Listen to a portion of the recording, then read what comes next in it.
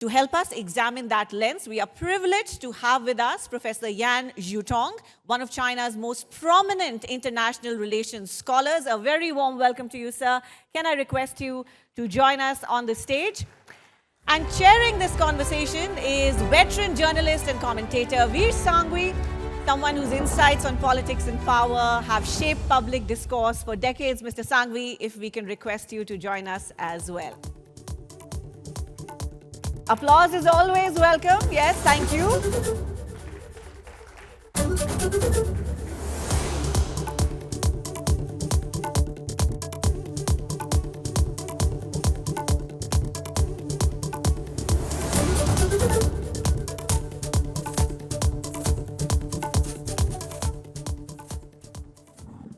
So can we have the presentation, please? And then we'll do the conversation.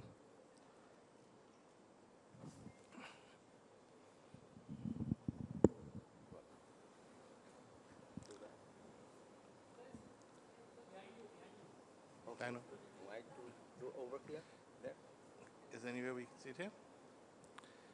The presentation is right behind you, sir. Yeah, Okay. I think I have to stand there to see it. Please. We'll get up and stand.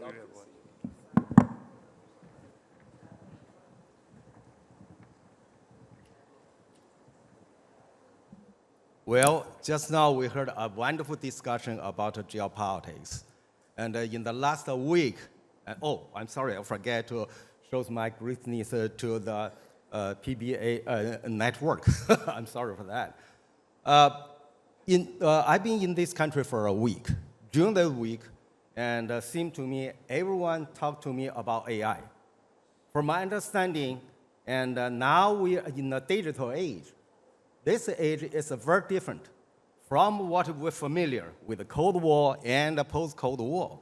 And so I fully agree with John to divide it, the global order from 1945 to now in three periods: Cold War period, and the post-Cold War, and the current situation. So I will give the name for this three periods.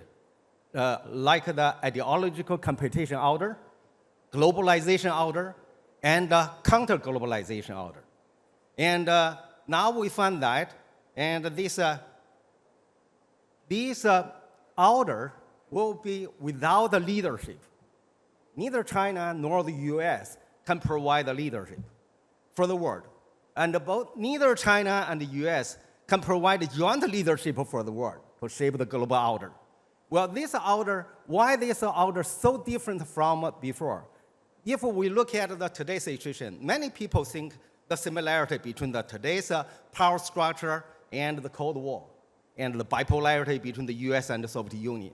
Because now we are in a digital age. During the Cold War and the post-Cold War, the major powers compete where?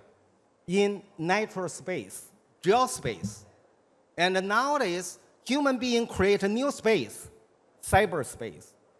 This space is so huge, it's larger than the space. And in this space, this space do not only closely related to the wealth, also relate to the what? To the security.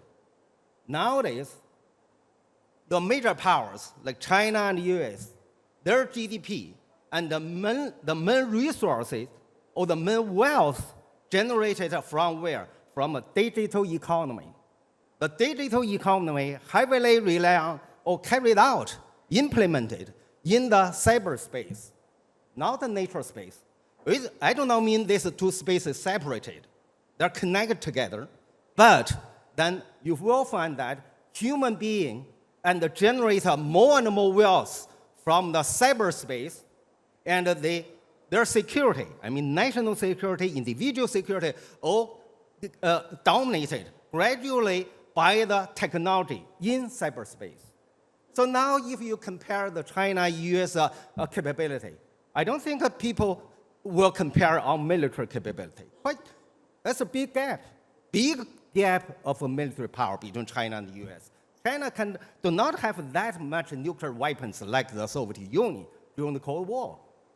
So militarily, there's a big gap. why the Trump regard China as a peer competitor? My understanding is a technology, and China is a competitor in terms of AI.